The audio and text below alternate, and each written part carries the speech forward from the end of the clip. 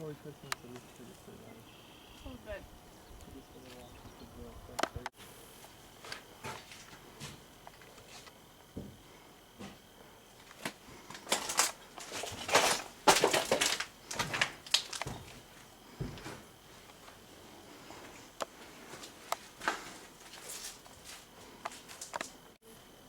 Are those handprints there?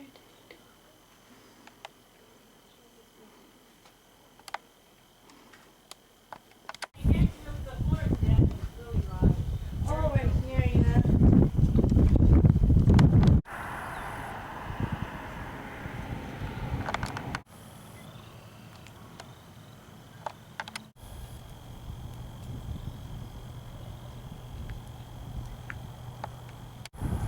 A phenomenal man by the name of Raymond Richard Casper was born on September 5th, 1924.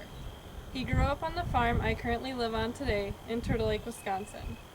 He attended Sunnybrook School just up the hill from my house where we are right now, up until the 8th grade. I used to play in this school as a kid. We do not know too much about it, but we do know who has the school bell, and we have some of the books. Right here.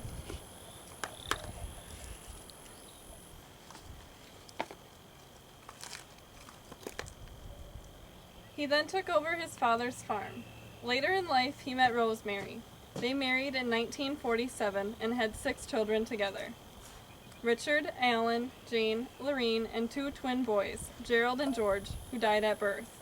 He and Rosemary were together for 31 years. They farmed together. Rosemary passed away at the age of 52 due to breast cancer in January of 1978.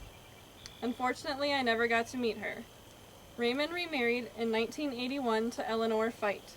Eleanor is the woman I know today as my grandma. I am very lucky to call this man my grandfather. In 1990, he and Eleanor moved off the farm and my dad took over. Of 10 grandkids, my sister and I were the closest to him. As a kid, I did everything with him. From sleepovers at him and Grandma's and waking up to Grandma making crepes and having a contest with him to see who could eat the most, to riding with him in the tractor out in the field and working on the combine with him. I will never forget how he called our house cat Snowshoes because she had white feet, even though her real name was Blackie. He also was an awesome woodworker. He made my sister and I each our own toy boxes and engraved our names in them. He also made us a huge playhouse with a deck, electricity, a ceiling fan, and a loft. He made many benches and nice calendar frames as well. Up until he was 84 years old, he was still working on the farm almost full-time. Going to church every week was a big part of his life. He was also known for his Sunday cruises around the block, driving really slowly. He and Grandma Ellie would come out to the farm quite often, and we would have bonfires. I remember one time specifically, he had parked the car in the driveway, and we were all talking, and I yelled, "Hey Grandpa, your car's rolling down the hill!" And he quickly looked and was about to run after it until he realized I was just kidding. Everyone laughed hysterically.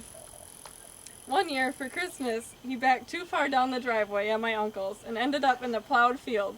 My grandma was freaking out, and he just kept driving through the snow in their car like it was no big deal. And that was the highlight of that Christmas.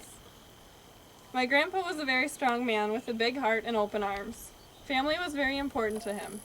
He is someone I really look up to. We got together every Father's Day at he and Grandma's house and had a cookout. Don't forget the German sausage. He became ill and was later diagnosed with Sundowner syndrome. He was put in a nursing home and soon after passed away in April of 2010. I was the only grandkid there at the time, which is pretty special to me.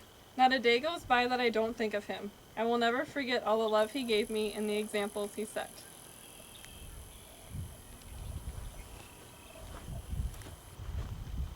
Forget yourself.